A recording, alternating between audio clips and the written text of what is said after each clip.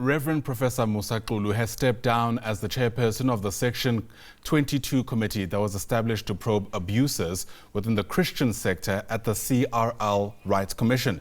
In a bombshell announcement yesterday, he accused the commission of intimidation, procedural irregularities, and a hidden agenda to control religion. He claims he was not treated fairly. Let's hear from the Prof Rev who joins us now, Musa Xulu, with us via our video link. And Prof, it's great to have you on the program. Thanks very much indeed for making time. It was quite the media briefing you had yesterday, painting a picture of real trouble in paradise, so to speak. I mean, you speak about committee meetings that had become hostile. Your leadership, you say, was hollowed out, and there was racism and personal vendettas. How did things go so awry?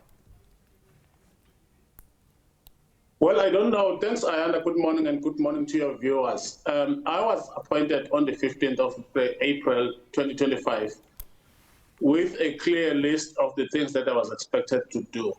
One of those was to conduct research into exactly what you were saying, the abuses that could be found in the Christian sector. That springs from, in 2014 or something, where some pastor made people eat grass or others drink petrol and so on. So we were moving in that direction. So and then the second one was, of course, that I would call the meetings of the Section 22 committee and chair them. And thirdly, of course, I would then, interact with the commission and do my work diligently.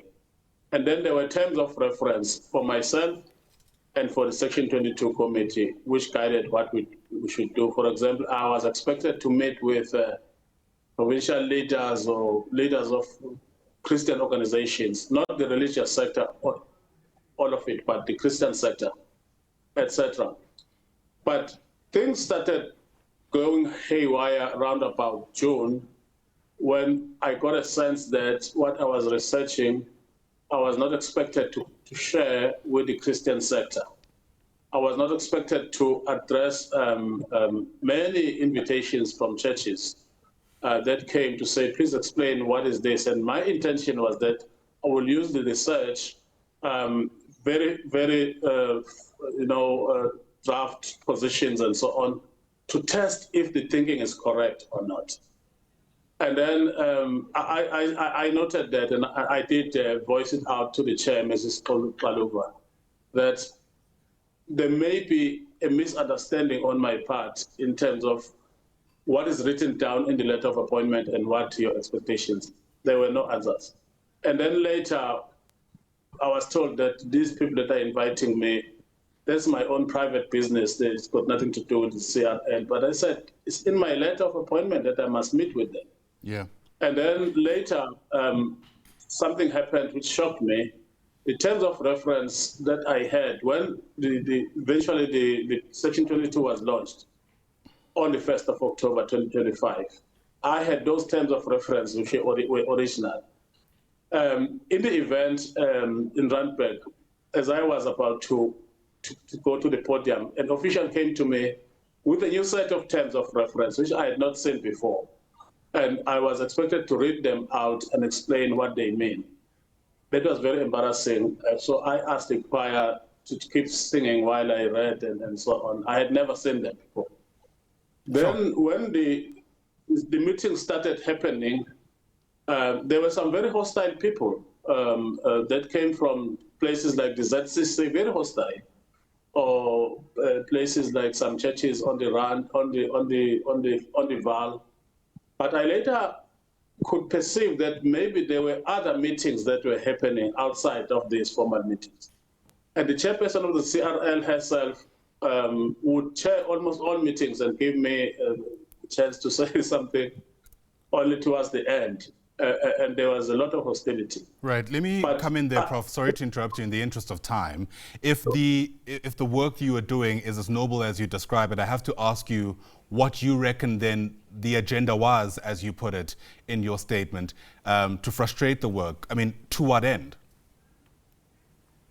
I was going to that. Suddenly, a document emerged, which I suspected because it had been written, I don't know where. That document was described as the official document. It had never been seen by myself. When I looked at it, I said, there's a problem. You can't prescribe all these things that you are writing that the church should do without referring to the scriptures, without referring to church history, theology, or even the church doctrines, and so on. And then what made it finally unbearable was that on the 17th and 18th of November, there was a quick meeting, December, a quick meeting that was called because the SABC had said that they are becoming uncomfortable, and so they had to be preempted in terms of what they wanted to do in January. And that meeting was a writing meeting. The chairperson of the CRL Commission literally came in and sat next to me and said she is taking over. She took over for 2 days. And I was sitting there next to her, and they were busy writing, and some of the things that we're saying were theologically so unsound that I eventually said I can't be part of persecution of the Christians in South Africa as an ordained minister of the Lord. So during December, I took my time to meditate and think over it, and came to the conclusion that I cannot be part of this crusade against the Christians. Sure.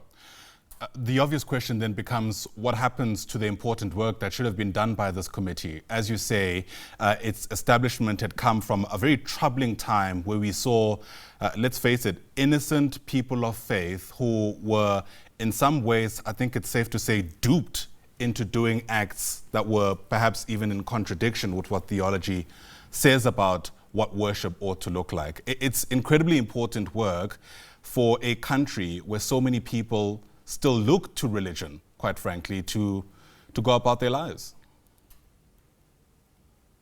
Well, for me, that needs to be dealt with. The problem is when the CRL starts wanting to regulate the church and calling for a legal framework from Parliament that will prescribe how you preach, how you do whatever you do, and of course, you know that then they may start, arresting pastors for wrong sermons and so on.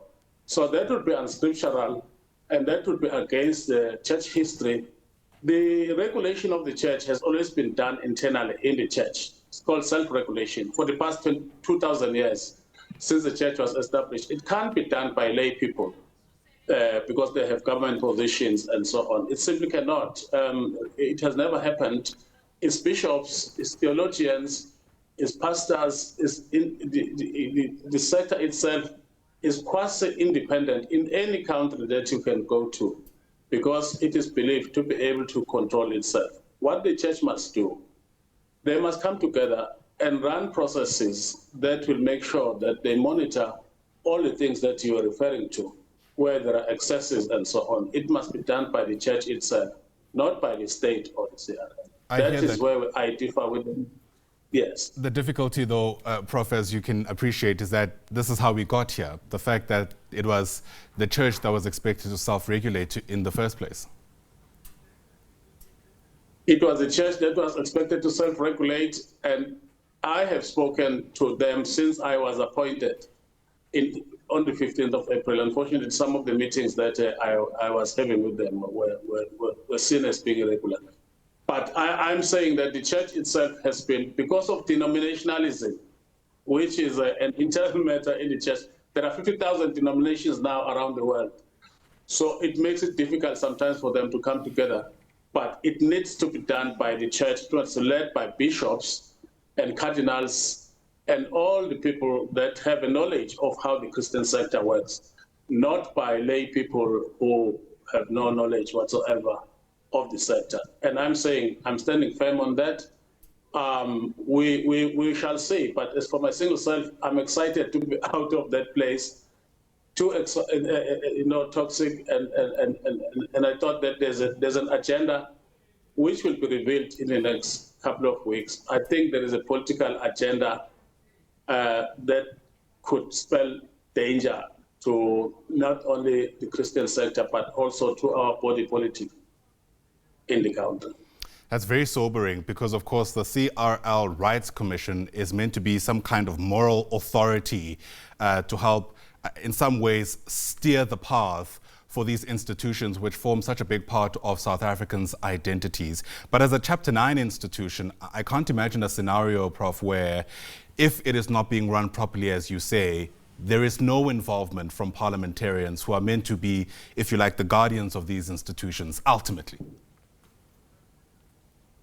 Well, the portfolio committee of COCTA, where the CRL falls, has already, through Dr. Zolimkis, who is the chairperson, and I've spoken with him myself, expressed their discomfort with the process because of the issues of persecution, perceived persecution of the church. You know what happens in Nigeria, you know, if the church is seen to be persecuted, you activate other bodies from around the world to come and say they are defending Christians. So it's very complex. That's why I'm saying that we should maybe listen to the portfolio committee. In my letter of resignation, I copied the president and Dr. Zolimkis and the Speaker of Parliament, as well as President Minister Thabisa, who is responsible for that place. I think if the government or the portfolio committee falls asleep, something very tragic will happen around this door. Gosh, and one wonders if we can afford that. But Reverend Professor Musa Xulu, perhaps that's a discussion we'll have when you're wearing your political analyst hat at a different time. For now, let me thank you very much indeed for speaking to us. Really troubling what's coming out of at least your statement at the very least about what might be happening within this institution. It goes without saying that we'll certainly give an opportunity for the chairperson of the CRL Rights Commission at the very least to respond to any of that if she so wishes. But for now, Professor Reverend Musa Xulu, thanks very much indeed for your time.